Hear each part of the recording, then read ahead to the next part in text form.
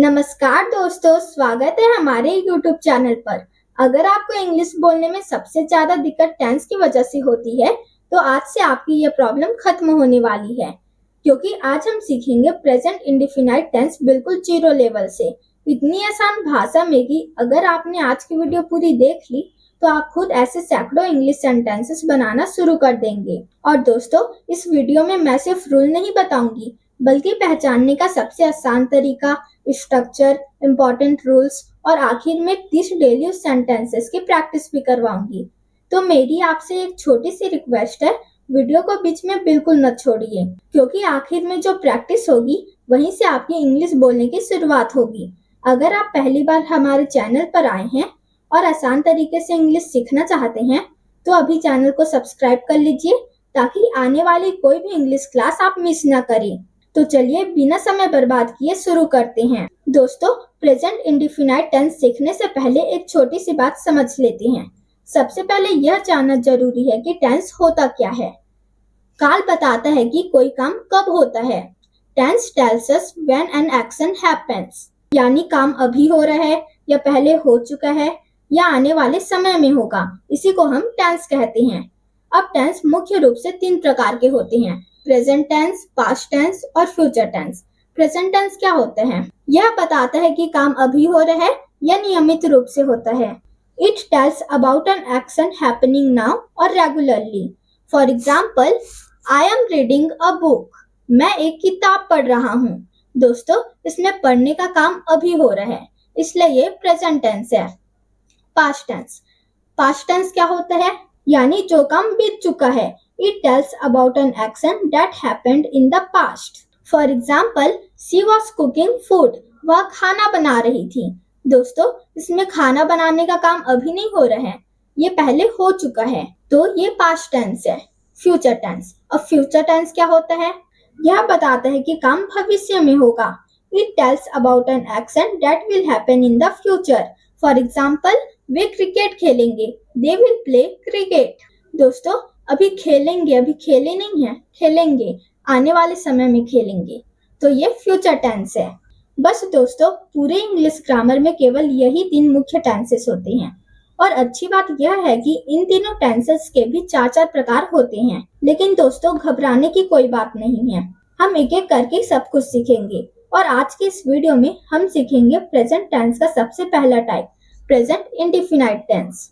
यकीन मानिए, अगर आपने इसे अच्छी तरह सीख लिया तो आपकी इंग्लिश की मजबूत नींव तैयार हो जाएगी। तो चलिए दोस्तों, अब प्रेजेंट इंडेफिनाइट टेंस को बिल्कुल आसान तरीके से समझते हैं। दोस्तों, प्रेजेंट इंडेफिनाइट टेंस पहचानने का सबसे आसान तरीका है, अगर किसी हिंदी वाक्य के अंत में ता हूँ, ती है, ते है, ता है, ती है, ते हो, ता या ती है आता है, तो ज्यादातर वह प्रेजेंट इंडेफिनाइट टेंस होता है। जैसे, मैं स्कूल जाता हूँ, वह खाना बनाती है, वे क्रिकेट खेलते हैं, तुम अंग्रेजी बोलते हो, मेरा भाई पढ़ता है।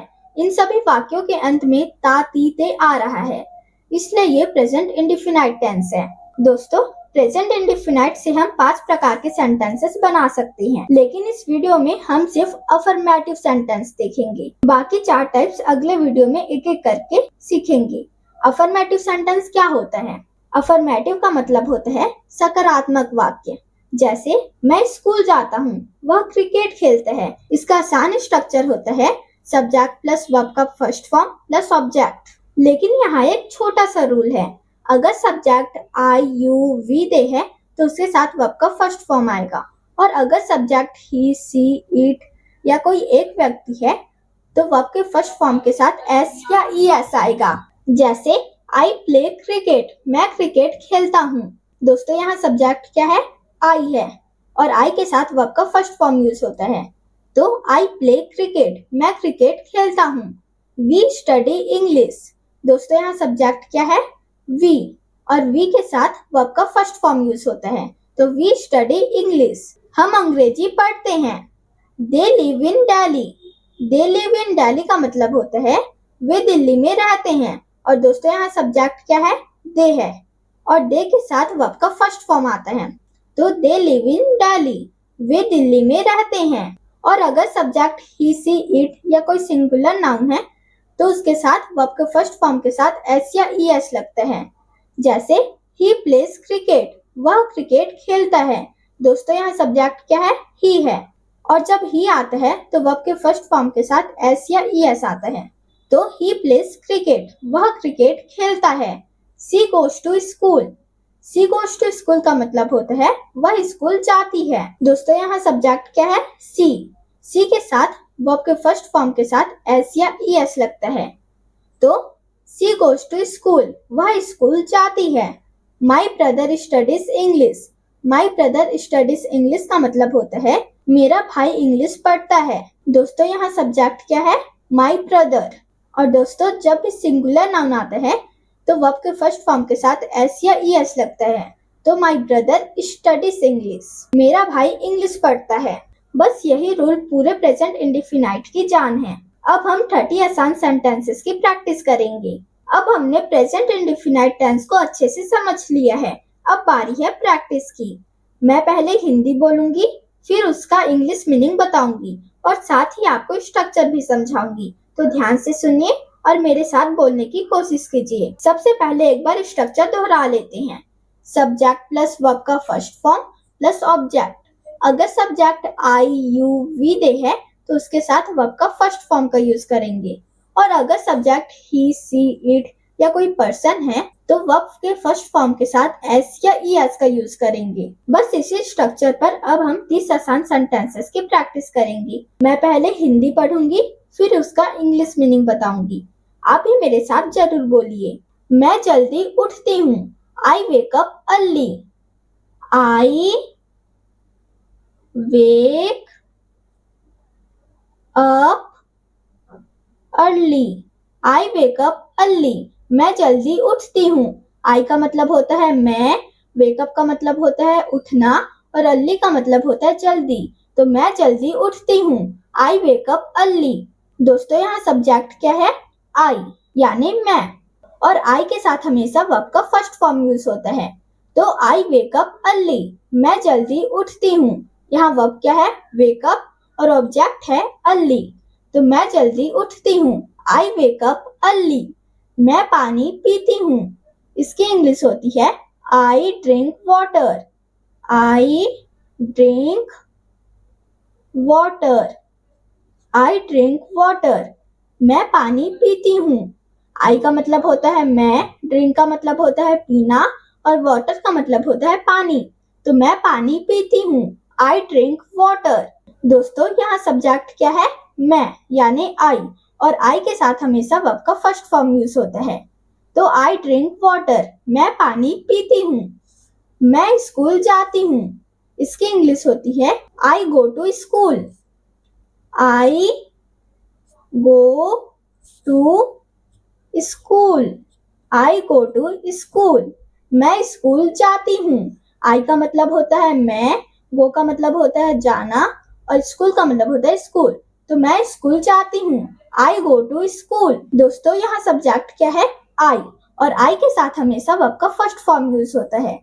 तो आई गो टू स्कूल, मैं स्कूल जाती हूँ। मैं अंग्रेजी पढ़ती हूँ, मैं अंग्रेजी पढ़ती हूँ, इसकी इंग्लिश होती है I study English. I study English, I study English. मैं अंग्रेजी पढ़ती हूँ। आई का मतलब होता है मैं, स्टडी का मतलब होता है पढ़ती हूँ और इंग्लिश का मतलब होता है अंग्रेजी। तो मैं अंग्रेजी पढ़ती हूँ, आई स्टडी इंग्लिश। दोस्तों यहाँ सब्जेक्ट क्या है? आई।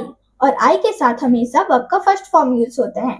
तो आई स्टडी इंग्लिश, मैं अंग्रेजी पढ़ती हूँ। मैं अपने माता पिता की मदद करती हूँ, इसकी इंग्लिश होती है I help my parents. I help my parents, I help my parents. मैं अपने माता पिता की मदद करती हूँ। आई का मतलब होता है मैं, हेल्प का मतलब होता है मदद करना, माई का मतलब होता है अपने और पेरेंट्स का मतलब होता है माता पिता। तो मैं अपने माता पिता की मदद करती हूँ, आई हेल्प माई पेरेंट्स। दोस्तों यहाँ सब्जेक्ट क्या है? आई है और आई के साथ वर्ब का फर्स्ट फॉर्म यूज होता है। तो वर्ब क्या है? यहाँ हेल्प है और ऑब्जेक्ट है माई पेरेंट्स, तो आई हेल्प माई पेरेंट्स, मैं अपने माता पिता की मदद करती हूँ।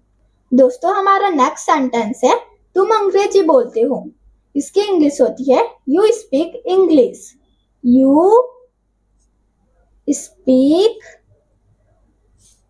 इंग्लिश। यू स्पीक इंग्लिश, तुम अंग्रेजी बोलते हो। यू का मतलब होता है तुम, स्पीक का मतलब होता है बोलना और इंग्लिश का मतलब होता है अंग्रेजी, तो तुम अंग्रेजी बोलते हो। You speak English. दोस्तों यहाँ सब्जेक्ट क्या है? यू, और यू के साथ हमेशा वर्ब का फर्स्ट फॉर्म आता है, तो तुम अंग्रेजी बोलते हो। You speak English. तुम मेहनत करते हो। इसकी इंग्लिश होती है you work hard. You work hard. You work hard, तुम मेहनत करते हो। यू का मतलब होता है तुम, वर्क हार्ड का मतलब होता है मेहनत करना, तो तुम मेहनत करते हो। You work hard. दोस्तों यहाँ सब्जेक्ट क्या है? यू, और यू के साथ वर्ब का फर्स्ट फॉर्म यूज होता है, तो यू वर्क हार्ड, तुम मेहनत करते हो। तुम बहुत मुस्कुराते हो। तुम बहुत मुस्कुराते हो, इसकी इंग्लिश होती है you smile a lot. You smile a lot. You smile a lot, तुम बहुत मुस्कुराते हो। यू का मतलब होता है तुम, स्माइल का मतलब होता है मुस्कुराना, और अ लॉट का मतलब होता है बहुत, तो तुम बहुत मुस्कुराते हो। You smile a lot. दोस्तों यहाँ सब्जेक्ट क्या है? यू, और यू के साथ वर्ब का फर्स्ट फॉर्म यूज होता है, तो तुम बहुत मुस्कुराते हो। You smile a lot. दोस्तों हमारा नेक्स्ट सेंटेंस है हम क्रिकेट खेलते हैं। इसकी इंग्लिश होती है we play cricket. We play cricket. We play cricket, हम क्रिकेट खेलते हैं। वी का मतलब होता है हम, प्ले का मतलब होता है खेलना, और क्रिकेट का मतलब होता है क्रिकेट, तो हम क्रिकेट खेलते हैं। We play cricket. दोस्तों यहाँ सब्जेक्ट क्या है? वी। वी के साथ वर्ब का फर्स्ट फॉर्म यूज होता है, जैसे हम क्रिकेट खेलते हैं। We play cricket. हम नई चीजें सीखते हैं। हम नई चीजें सीखते हैं, इसकी इंग्लिश होती है we learn new things. We learn new things. We learn new things, हम नई चीजें सीखते हैं। वी का मतलब होता है हम, लर्न का मतलब होता है सीखते हैं, और न्यू का मतलब होता है नई, और थिंग्स का मतलब होता है चीजें, तो हम नई चीजें सीखते हैं। We learn new things. दोस्तों यहाँ सब्जेक्ट क्या है? वी, और यहाँ वी है इसलिए हम वर्ब का फर्स्ट फॉर्म यूज करेंगे, जैसे वी लर्न न्यू थिंग्स, हम नई चीजें सीखते हैं। हम फिल्में देखते हैं। इसकी इंग्लिश होती है we watch movies. We watch movies. We watch movies, हम फिल्में देखते हैं। वी का मतलब होता है हम, वॉच का मतलब होता है देखते हैं, और मूवीज का मतलब होता है फिल्में, तो हम फिल्में देखते हैं। We watch movies.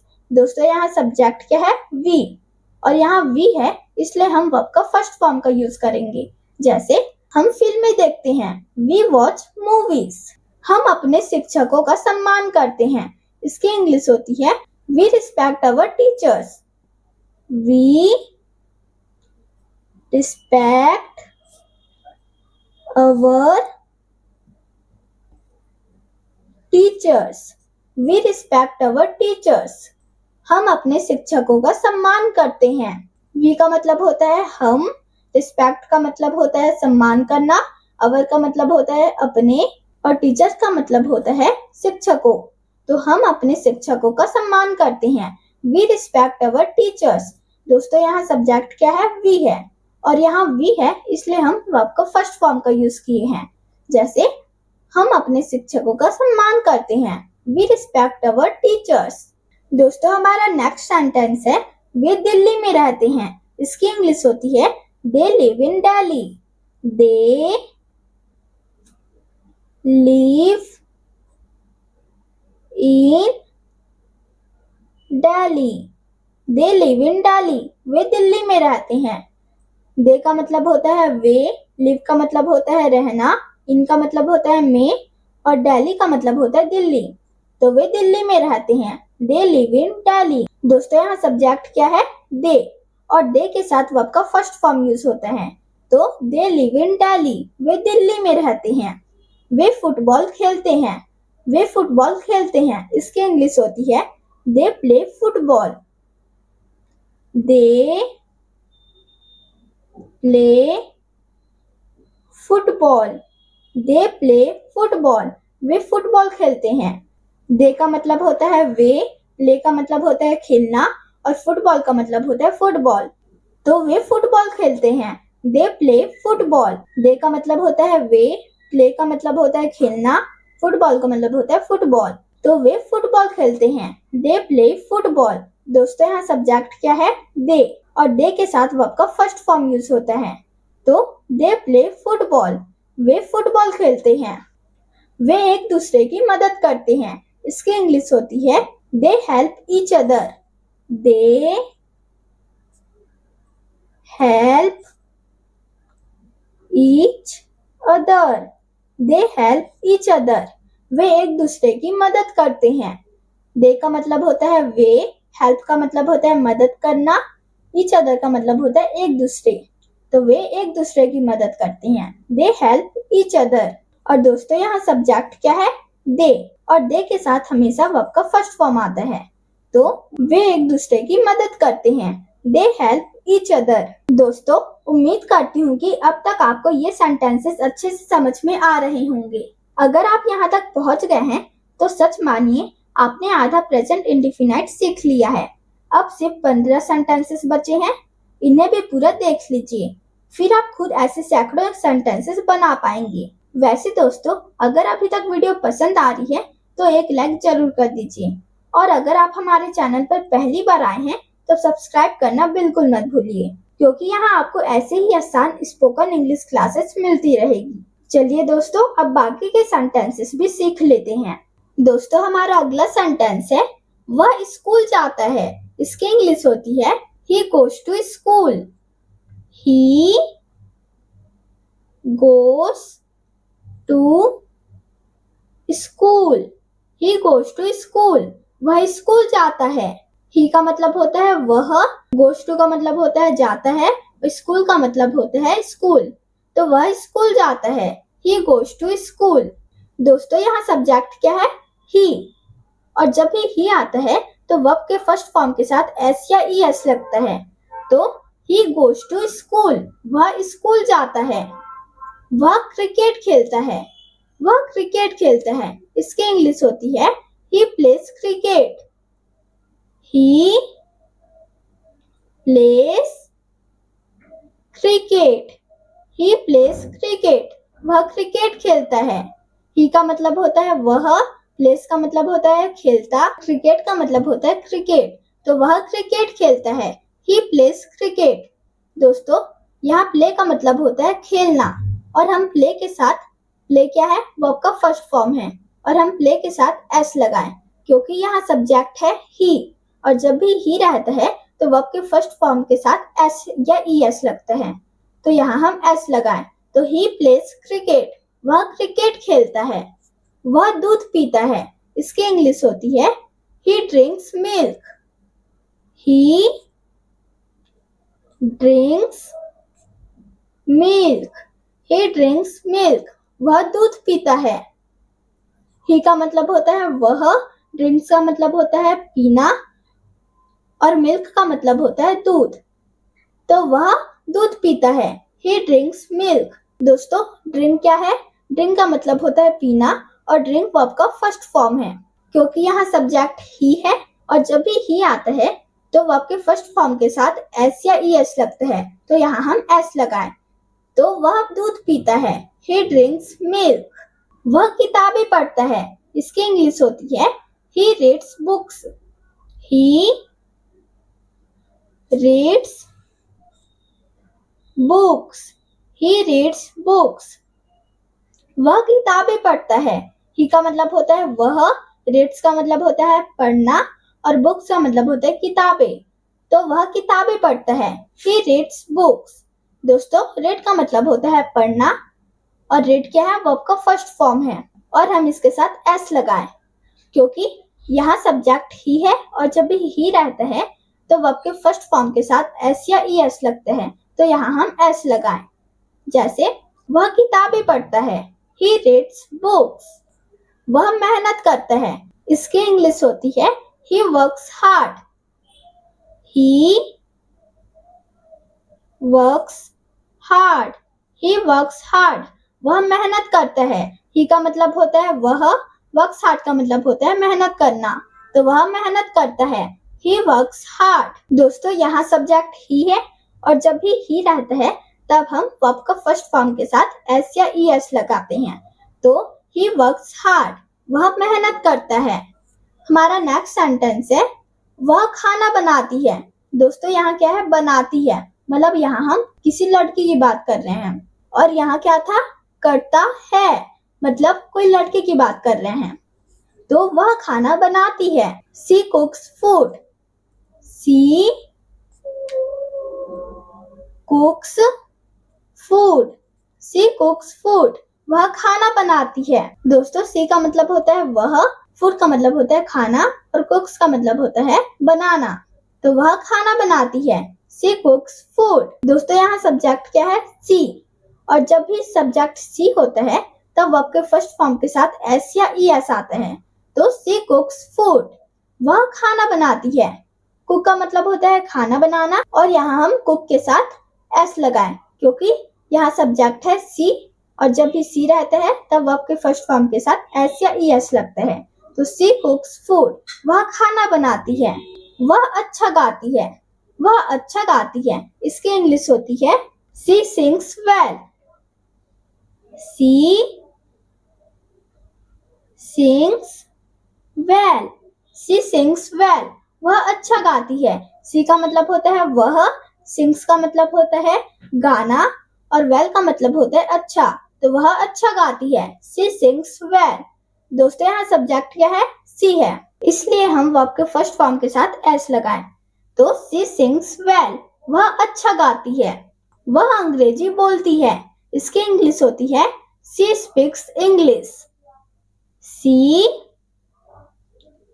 Speaks English, she speaks English, वह अंग्रेजी बोलती है। सी का मतलब होता है वह, स्पीक्स का मतलब होता है बोलना, और इंग्लिश का मतलब होता है अंग्रेजी, तो वह अंग्रेजी बोलती है, सी स्पीक्स इंग्लिश। दोस्तों यहाँ सब्जेक्ट क्या है, सी है, इसलिए हम वर्ब के फर्स्ट फॉर्म के साथ एस लगाएं, तो सी स्पीक्स इंग्लिश, वह अंग्रेजी बोलती है।